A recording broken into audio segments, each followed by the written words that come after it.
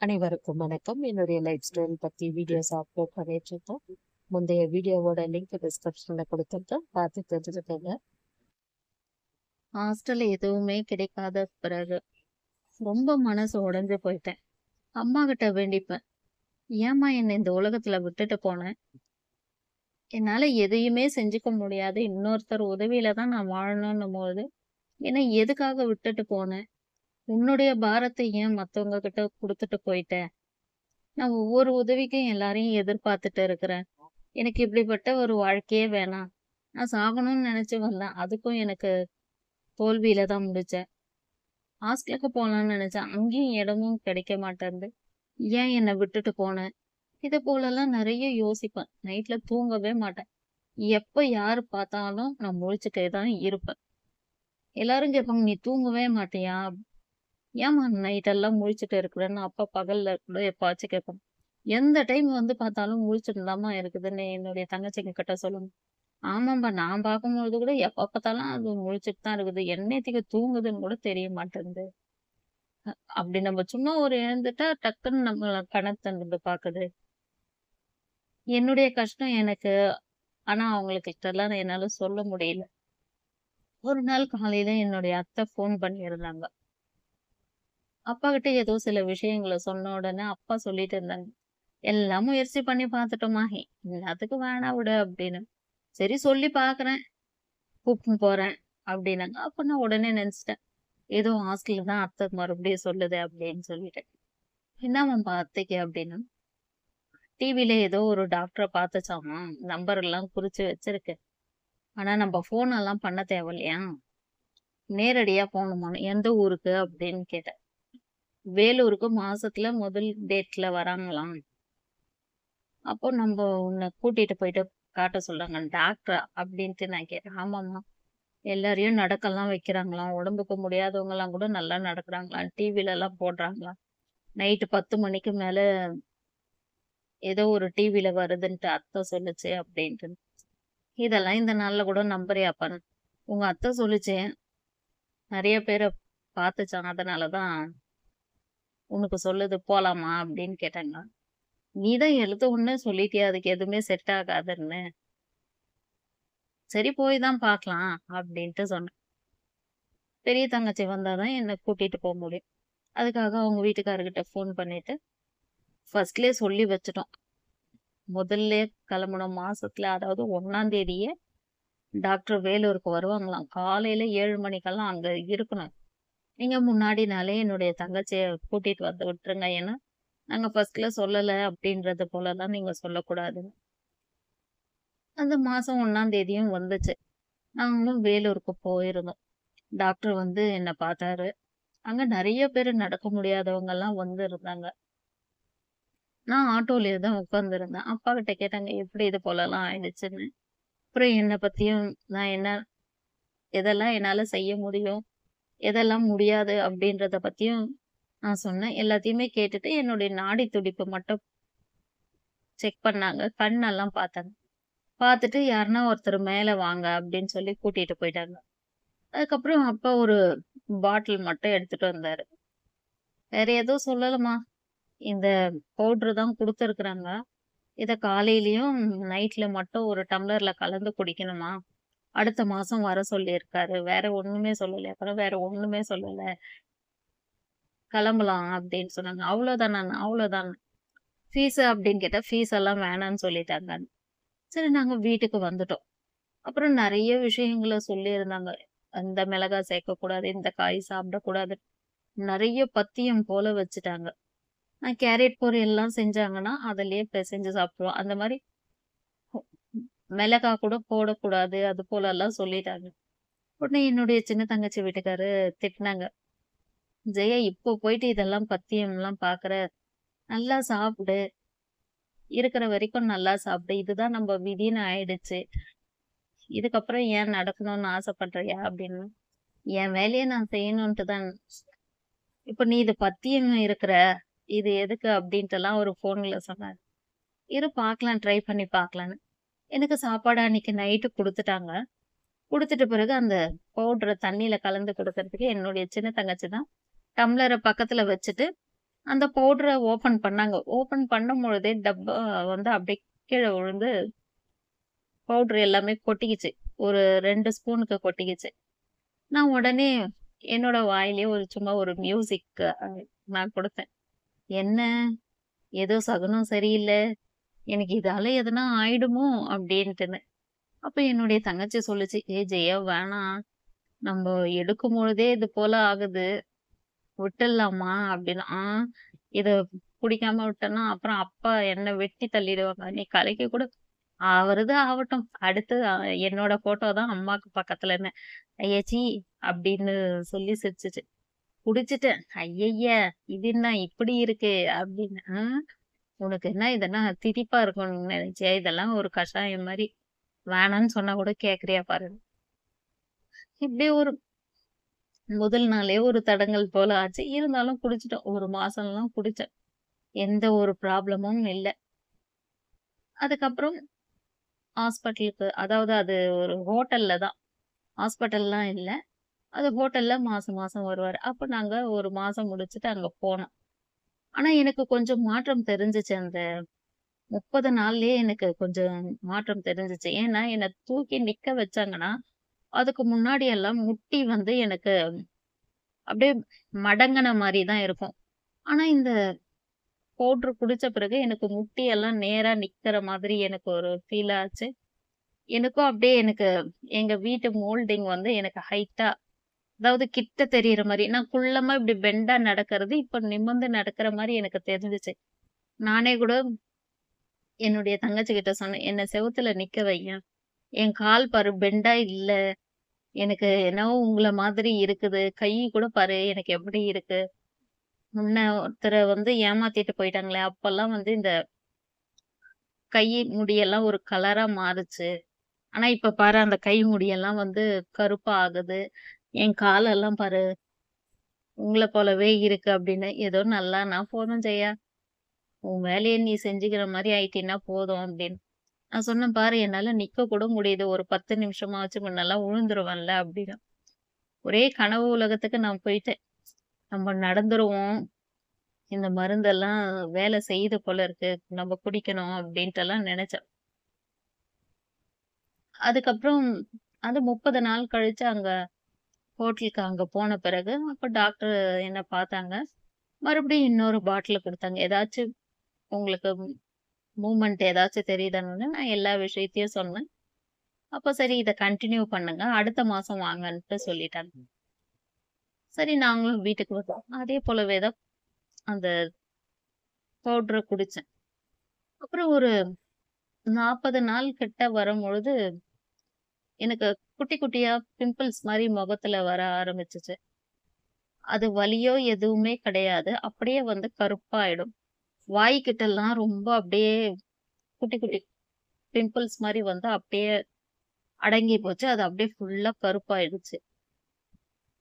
எல்லாரும் சொன்னாங்க, "நீ குடிக்கிற அந்த பவுடர் வந்து உனக்கு வயித்து உள்ள புண்ணாயிடுச்சு. அதுதான் உனக்கு இந்த புண்ண மாதிரி இந்த வாய சுத்தி வந்துடுச்சு" அப்படின்னு சொல்லிட்டாங்க. இந்த மருந்த நிறுத்திடுன்னு சொல்லிட்டாங்க. இதையுமா அப்படின்னு எனக்கு மனசு ரொம்ப கஷ்டமாயிடுச்சு. ஆனா எனக்கு வயிறு வலியும் எடுத்துச்சு. சரியான சாப்பாடு கிடையாது. அதாவது பாதிக்கு பாதி பத்திய சாப்பாடு மாதிரி ஆயிடுச்சு. அதால எனக்கு வந்து சாப்பாடெல்லாம் அப்படியே ஒரு இல்லாதவங்க எப்படி இருப்பாங்களோ, அது போல ஆயிடுச்சு. அப்புறம் நாங்க மறுபடியும் 60 நாள் கழிச்சு அந்த ஹோட்டலுக்கு போனோம். அப்ப அப்பா சொன்னாங்க, "நாங்க 2வது பாட்டிலும் குடுத்தோம். இது போல ஆயிடுச்சு பாப்பாக்கு. வாயெல்லாம் இந்த பாருங்க" அப்படின்னோனே என்ன பார்த்துட்டு, "அப்ப இனிமேல்ட்டு இத கூட்டிட்டு வராதீங்க. அந்த பவுடர் எல்லாம் ஸ்டாப் பண்ணிடுங்க" அப்படின்ட்டு சொல்லிட்டாங்க. எனக்கு அவங்க அப்படி சொன்னதுமே, அப்படியே அங்கேயே கண்ல தண்ணி அப்படியே வந்துடுச்சு. இதுவும் தோல்வி ஆயிடுச்சு. அப்ப நம்ம நடக்க மாட்டோம் அப்படின்னு. ஆனா நானே வந்து அடுத்த மாசம்லாம் வரக்கூடாதுன்னு யோசிச்சேன். ஏன்னா, என்ன என்னுடைய தங்கச்சி கூட்டிட்டு வந்துருவாங்க. அங்க 7 மணிக்கு நானு, அப்பா, தங்கச்சி போயிடுவோம். ஆனா, நாங்க அங்க போயிட்டு அப்பதான் ஆட்டோவே நிக்கும். உடனே எங்க பெரிய தங்கச்சி வீட்டுக்காரர் ஃபோன் அடிப்பாங்க. "எத்தன மணிக்கு வீட்டுக்கு வருவ?" எப்ப வருவ? எப்ப வருவன்னு அடிக்கடி 10 நிமிஷத்துக்கு ஒரு வாட்டி ஃபோனு, இதெல்லாம் ஃபோன் பண்ணிட்டே இருப்பாரு. அப்ப எங்க அப்பா சொல்லுவாங்க, "என்னாத்துக்கு தான் இந்த பொண்ணுக்கு இப்படிப்பட்ட ஒரு வாழ்க்கையோ? உன்னால பாரு அந்த பொண்ணுக்கும் கஷ்டம். அவங்க 2 பேருக்கு சண்டைன்னு." சரி இனிமேல்ட்டு வரவே கூடாது. இது கூட வேணாம் அப்படின்னு தான் நான் நெனச்சுட்டு இருந்தேன். ஆனா இப்ப இந்த டாக்டரும் நீங்க வர வேணான்னு சொன்ன உடனே அந்த கஷ்டம் எனக்கு என்ன பண்றதுன்னே எனக்கு தெரியல. அதுக்கப்புறம் சரி வீட்டுக்கு போலாம் அப்படின்னு சொல்லிட்ட பிறகு, அந்த ஹோட்டல விட்டு வெளிய வரும்பொழுது நான் ரோட பார்த்துட்டே இருந்தேன். அது நெறைய டிராஃபிக்கான இடம். நான் சரியா உட்காரலாம் அப்படின்னு சொல்லிட்டு இப்படி தல தான் இப்படி பண்ணேன். என் ஜடைய புடிச்சு யாரோ இழுக்கிற மாரி இருந்துச்சு. திரும்பி பார்த்தா என்னோட அப்பா. என்னன்னா, அவரு என்ன நெனச்சுட்டாருன்னா, டாக்டர் என்ன திருப்பி கூட்டிட்டு வர வேணான்னு சொல்லிட்டாங்க இல்லையா? இந்த பொண்ணு மனசு உடைஞ்சு போயிடுச்சு. அது குதிக்கிறதுக்காக தான் ஆட்டோல இருந்து விழுறதுக்காக இது போல தலைய ஆட்டுது போலக்குதுன்னு சொல்லிட்டு அவரு ஜடைய புடிச்சுட்டாரு. ஏன்பா அது மனச தளர விடாதம்மா. உங்க அம்மா பாத்துக்குவா. ஏதோ சாவற முயற்சின்னு. ஓ! நான் ஆட்டோல சரியா உட்காந்தேன்பா. நீ வேற என் ஜடைய விடுப்பா அப்படின்னு சொன்னேன். உன்ன நம்ப முடியாது அப்படின்னு. அப்புறமா நான் சொன்னேன் என் தங்கச்சிகிட்ட. ஏன் நான் சாவலாம் மாட்டேன். விட சொல்லு அப்பாவ முடிய அப்படின்னு சொன்னேன். அதுக்கப்புறம் என்னுடைய முடிய அவரு விட்டுட்டாரு. ஆனா ஒரு துக்கம் இருந்துச்சு. அப்ப அப்பவே ஒரு ஐடியா சொல்லிக்கிறோம். இந்த டிராபிக்ல விழுந்திருந்தா, ஆனா அடிபட்டுருக்காது, எதுவுமே ஆயிருக்காது. ஏன்னா உடனே தூக்கிட்டு இருப்பாங்க. ஏன்னா கிட்ட கிட்ட எல்லா வண்டிங்களும் இருந்துச்சு. சரி நம்ம தான் ஒரு முயற்சிய வீண் பண்ணிட்டோமோ! குதிச்சுட்டு இருக்கலாமோ! அப்படின்னு நெனச்சேன். அப்புறம் வீட்டுக்கு போயிட்டு என்னுடைய சின்ன தங்கச்சிகிட்டயும் சொன்னேன். நான் இன்னைக்கு வந்து யோசிச்சேன். அடுத்த மாசத்துலருந்து வரக்கூடாதுன்னு தான் யோசிச்சேன்.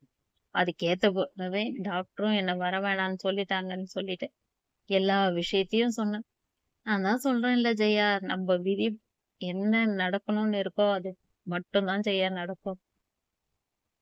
நீ அதெல்லாம் மனசு கஷ்டப்படாத. ஏதோ ஒண்ணு வாழ்க்கைய வாழ்ந்துட்டு இரு அப்படின்னு சொல்லிட்டு சொன்னதும், இதுதான் நம்மளுடைய வாழ்க்கை. ஒரே வார்த்தை மட்டும் எங்க மாமி கிட்ட சொன்னேன். எங்க மாமி கேட்டாங்க, "ஏன்டி இப்படி மெலிசாயிட்டே போயிட்டு இருக்க? உங்க அம்மா இருந்துச்சுன்னா, பாத்துச்சுன்னா எவ்ளோ கஷ்டம் இருக்கும் தெரியுமா? ஏன்டி இப்படி இருக்கிற? அவங்க செத்து போயிட்டாங்க. இதுக்கப்புறம் நீ வாழணும். ஏன் இப்படி இருக்கிற? அந்த ஹாஸ்பிட்டல்ல அந்த டாக்டர் வேணான்ட்டு சொல்லிட்டாரு. இனிமேல்ட்டு வர வேணான்னு. அதெல்லாம் யோசிக்கிறியா?" அப்படின்னு கேட்டாங்க. யோசிச்சு என்ன மாமி ஆகப்போகுது? நான் ஒண்ணே ஒண்ணு புரிஞ்சுகிட்டேன். தொட்டில்ல நான் எப்படி நொண்டியா பொறந்தனோ, அதுபோல தான் பாடையிலயும் நொண்டியா தான் சாகணும்னு இருக்கு மாமி. நான் இதுக்கப்புறம் அத ஏத்துக்கிறேன்னோனே, எங்க மாமி ரொம்ப அப்படியே ஒரு மாதிரி ஆயிட்டாங்க. "ஏன் பொண்ணு இந்த மாரி எல்லாம் சொல்லாத. என் வயிறே ஒரு மாரி ஆயிடுச்சுடி. உங்க அம்மா இருந்திருந்தா எப்படி இருந்திருப்ப? இப்படியெல்லாம் பேசாத ஜெயா. எனக்கே மனசு அப்படியே வெட்டின்னு போற மாரி ஆயிடுச்சுடி நீ சொல்ற ஒரு ஒரு சொல்லும். மனச புடிச்சுன்னு சாப்பிடு. உன் தங்கச்சி பசங்க, தம்பி பசங்கலாம் இருக்கிறாங்க. அதுங்கள பார்த்துன்னு உன் கடவுள் உன்னை எப்ப கூப்பிடுறாரோ, அப்ப போடி. உங்க அம்மா உன் கூட தான் இருக்கும். இந்த சாவர முயற்சி எடுக்கிறது, இந்த பட்னியா கிடக்கிறது, இதெல்லாம் இருக்காதுடி. பட்னியா இருந்தா, அதுல ஒரு உடம்பு சரியில்லாத போயிடுச்சுன்னா, அப்ப என்ன பண்ணுவ? வேணாம் ஜெயா. நீ நல்லா சாப்பிடு. உனக்கு எதனா வேணும்னா, குழம்பு வேணும்னா கேளு நான் எடுத்துன்னு வந்து தரேன். சாப்பிடாத மட்டும் இருக்காதடி. இந்த ஒரு நாளைக்கு மனசு உடைஞ்சு பேசாதடி பொண்ணே! அப்டின்ட்டு சொல்லிட்டு போயிட்டாங்க. நானும் இதுதான் வாழ்க்கைன்னு புரிஞ்சுக்கிட்டேன் மாமி. இனிமேல்ட்டு சாக மாட்டேன். ஹாஸ்டலுக்கு போணுன்ற எண்ணம் இல்ல. இப்படியே வாழ பழகிக்கிறேன் மாமி. அப்டின்ட்டு சொல்லிட்டேன். அதுக்கப்புறம் எங்க அப்பா கிட்ட சொன்னேன். அப்பா நான் சாகணும்னு முடிவு பண்ணேன். ஆனா அதுவும் தோல்வி.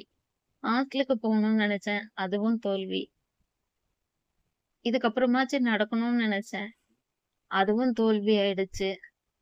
ஒண்ணு பண்ணுப்பா, அம்மாவே இறந்துட்ட பிறகு எனக்கு எதுக்கு இந்த அழகு? இது போலலாம் எனக்கு தேவையில்ல. எனக்கு இவ்ளோ முடி தேவையில்ல. நான் எல்லார்கிட்டயும் தல வாரி விடுறதுக்கே கேட்கறதா இருக்கு. அதனால எனக்கு மொட்டை அடிச்சு விட்டுருப்பா அப்படின்னு சொன்னேன். மொட்டையா? அப்படின்னு அப்பா கேட்டாங்க. ஆமாப்பா, அம்மாவே போயிட்ட பிறகு இவ்ளோ முடி எனக்கு என்னத்துக்கு? என்ன அழகு பார்க்குறவங்க அவங்க தான். அவங்களே இல்லாதப்ப எப்படி? அப்படின்னு. எங்க அம்மா இருக்கும்போதே அப்பா சொல்லிட்டே இருப்பாரு. "இவ்ளோ முடி என்னத்துக்குமா? அழகா இங்கிலீஷ் காய்ச்சிங்களாட்டும் அப்படியே பாப் கட்டிங் வெட்டிக்கோ. இந்திரா காந்தி பாத்தியா எப்படி வெட்டியிருக்கிறாங்க? அந்த மாரி வச்சுக்கோமான்னு." ஆனா எங்க அம்மா திட்டுவாங்க. "உனக்கு குழந்தைக்கு முடி இருந்தாவே உனக்கு கண்ணு பிடிக்காது பாரு. நீயா வார்ற? நான் தானே வார்றேன்." அப்படின்னு சொல்லுவாங்க. என்னுடைய தங்கச்சி பசங்களுக்கு வந்து எனக்கு அதிகமா நீட்டாவும் இருக்காது, அடர்த்தியாவும் இருக்காது. ஆனா அவங்களுக்கு அது வந்து ஒரு நீட்டு முடின்ற இது. என் மடியில உட்காந்துக்குவாங்க. என் முடிய எடுத்து அவங்க ஷோல்டர்ல போட்டு எனக்கு முடி வளர்ந்துருச்சு அப்படின்ட்டுலாம் விளையாட்டு காட்டுவாங்க. அவங்க ஸ்கூலுக்கு போயிட்டு வரதுக்குள்ளவே எங்க அம்மா 2 மணி வெயில்லயே எனக்கு தலைக்கு குளிக்க வச்சு, ஆற வச்சு, ஜட பின்னி விட்டுருவாங்க. ஏன்னா முடி விரிச்சு போட்டோம்னா பசங்க வந்து ரொம்ப அமர்க்களம் பண்றாங்கன்னா, அம்மா இப்படியெல்லாம் என்ன பாதுகாத்தாங்க. அப்ப நான் மொட்டை அடிச்சுக்கிறேன் அப்படின்ட்டு அப்பாகிட்ட சொன்னோனே அவருக்கே ஒரு ஆச்சரியமாயிடுச்சு. எங்க அப்பாவுக்கு சொன்னதும் தான் அன்னைக்கு சாயங்காலமே போயிட்டு மொட்டை அடிக்கிறவங்களுக்கு சொல்லிட்டு வந்துட்டாங்க. மறுநாள் எங்க வீட்டுக்கும் மொட்டை அடிக்கிறவங்க வந்து ஹால்லயே மொட்டை அடிச்சுட்டாங்க. ஆனா நான் மொட்டை அடிச்சுக்க போறேன்னு என்னுடைய தம்பிக்கோ, இல்ல என்னுடைய பெரிய தங்கச்சிக்கோ தெரியவே தெரியாது. மொட்டை அடிச்சுட்டு என் மேல இருக்கிற முடியெல்லாம் எடுத்து கிளீன் பண்ணிட்டே இருக்கிறாங்க. அப்பதான் என் பெரிய தங்கச்சி வந்துச்சு ஹால்ல. என்ன பார்த்ததுமே அப்படியே கண்ணெல்லாம் பெருசாயிடுச்சு. அப்படியே அழுதுகிச்சு.